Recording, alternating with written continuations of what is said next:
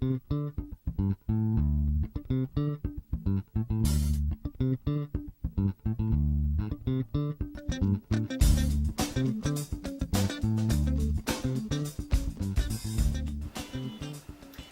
back to SpaDelic's YouTube channel and our beauty bazaar. I am excited to present our very first do-it-yourself beauty product from our studio here in Alpharetta. And I can't tell you how many times I am asked to recommend a brush cleaner for your makeup brushes. I used to use a brand that no longer is on the market, and just did a little bit of research and found that it was much more economical, as well as I was able to control the ingredients that went into my brush cleaner if I made it myself. So I thought that I would share my brush cleaner recipe with you guys today. So if you don't know, brush cleaner is typically about 97% alcohol. A brush cleaner is not meant to be your sole source of cleaning your makeup brushes, because it can really damage the hair and shorten the lifespan of your brushes, especially if they're natural hair. Think about if you used a product that was 97% alcohol on your real hair every day and then you never conditioned it, what would happen? You know, it would break, it would become brittle, and that's exactly what happens to your makeup brushes. So your makeup brush cleaners are designed to be a way to disinfect them and get color out of them in between uses throughout the day, but that does not replace an intense cleaning process that you should do at least weekly if you're a makeup artist, and then personal depending on your use. But I always recommend at the longest length of time, a month. So I will do another follow-up YouTube video on how to deep clean your brushes, but today we're going to talk about our disinfectant cleaning that we're going to do during the day so that we can use our makeup brushes on another client right after we've had a client, without the fear of contaminating their skin or any of our products. So first of all, you've got different types of alcohol, and I want to make sure that you understand the difference. Ethyl alcohol is made from corn syrups, and then your isopropyl is made from propane. So being an ingredient nerd, I am very conscious about what I put on my skin, so I wouldn't want to put any type of chemical that was made from gas on my face. So I don't use the isopropyl. I always recommend the ethyl alcohol. So that is the food base. It's not as harsh on the skin. Okay, so you're going to use, for 16 ounces of ethyl alcohol, you will combine that with 1 ounce of a carrier oil. If you don't know what a carrier oil is, a carrier oil is a natural oil, usually vegetable oils like your olive oil, your grapeseed oil, your sesame oil. It is not the same thing as mineral oil. So you want to make sure that you are not using mineral oil or baby oil in your brush cleaners. It's not going to be as high of a quality. You want to use a carrier oil. So I have chosen grapeseed oil for our demo just because I know that this is very easy to find. In fact, this I bought at Trader Joe's. It's not as expensive as some of the other carrier oils, and it's not really heavy. So that's the other thing you want to consider when you're choosing a carrier oil to make your brush cleaner. The darker the oil, the heavier it's going to be. So if you use a really dark olive oil, then you can have a tendency to have your bristles a little bit more greasy. So I tend to go for the lighter oils because I want it to condition the brushes but not leave them oily where they can really absorb a lot of product. So since this is 16 ounces, I know that that is exactly the amount that I need for 1 ounce of an oil. However, I always put mine in a spray bottle, and my spray bottle is only 8 ounces. So we are going to start out first by measuring.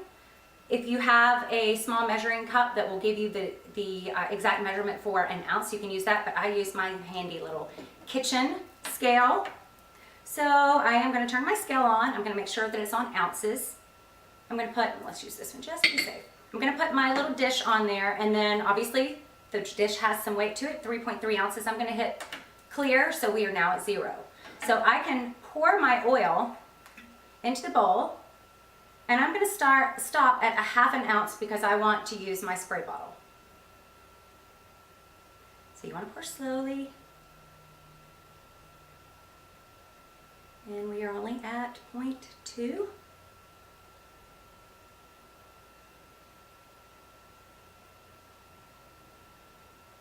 There we go. Okay, so now I have a 1/2 ounce of carrier oil. So if you were going to use the whole bottle of ethyl alcohol, which is 16 ounces, you would use 1 ounce of your carrier oil. So I'm going to take my carrier oil, And I am going to pour it into my spray bottle, and I'll show you why I use a spray bottle in just a moment. So we've got half an ounce, excuse me, of our carrier oil. And then now I am going to use half of my ethyl alcohol that I will measure just to make sure that we only get 8 ounces. So I'm going to reset that, make sure it's at 0, and then, oops, didn't realize I needed to pop this open. Okay, so we're going to go for 8 ounces, which of course is a cup. So I am making sure that we are right because I have a measuring cup and I will be able to see when it gets to 1 cup just to make sure liquid volume matches.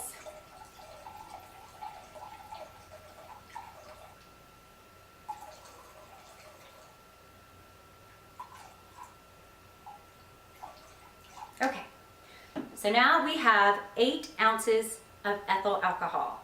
So I'm going to take my alcohol and I'm going to pour it into my spray bottle.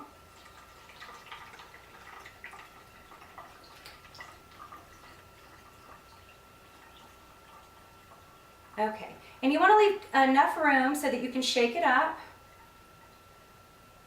And then that is all you need. But I like to add some essential oils to mine, and depending on what I'm trying to do, if I want it to be more antibacterial, then I'll use something like tea tree, or if I want it to have that nice scent like Parisian Spirit, one of my favorite brush cleaners, but it's quite expensive, then I'll use something more citrusy.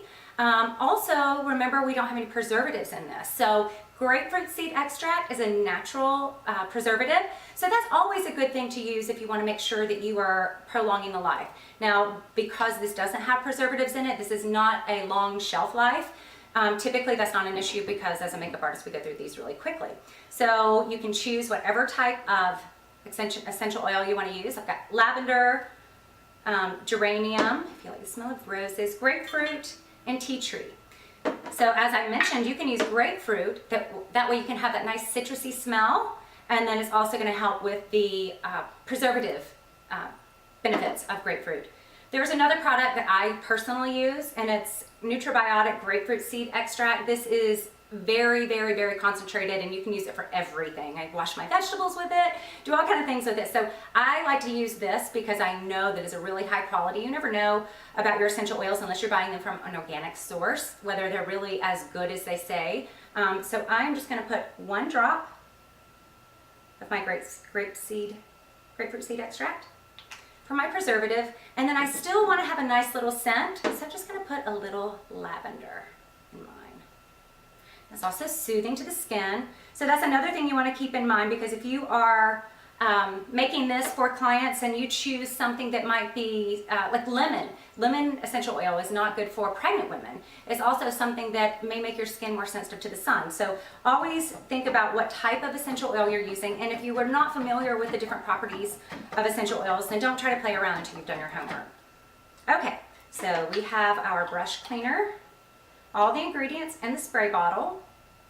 So now I am going to shake it up, and now I will show you why I like to use a spray bottle. Most makeup cleaners come in a bottle that's a pour top, and if you pour that onto your paper towel or whatever you're using and then put your brushes on it, they're going to be too saturated.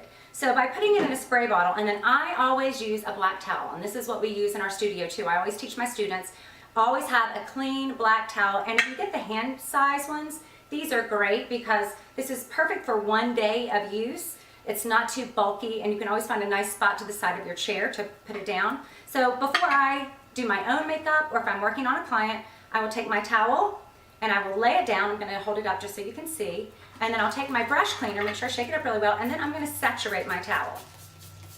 Make sure it's on the spray mode, the mister mode, not the stream mode. Oops, too tight there. Okay, so now I'm going to spray that down. So it's nice and moist. So then if I put my powder on or whatever I'm using, then I take my brush and I rub it across the towel, and you'll be amazed at how easily the color comes out of the brush, but it's also disinfecting. So that way you can put it back in your tool belt or in your anything, your stand-up kit, whatever you've got, and you can make sure that you're not contaminating your makeup products when you put it back in there, because of course we never want to double dip.